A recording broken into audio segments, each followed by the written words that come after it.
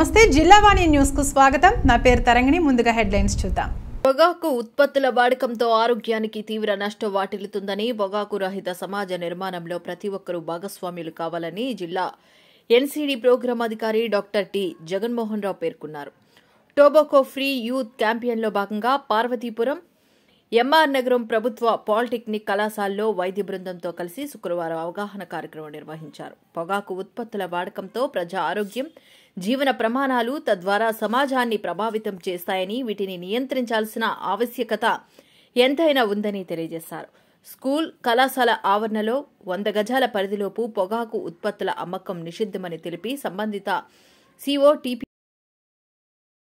పొగాకు ఉత్పత్తుల వాడకంతో శరీరంలో ముఖ్యమైన అవయవాలు, ఊపిరితిత్తులు, మూత్రపిండాలు, గుండె, మెదడు మరియు ప్రత్యుత్పత్తి వ్యవస్థపై ప్రభావం ఉంటుందని, క్యాన్సర్ కలుగజేసే ప్రధాన కారకాల్లో పొగాకు ముఖ్యమని తెలిపారు.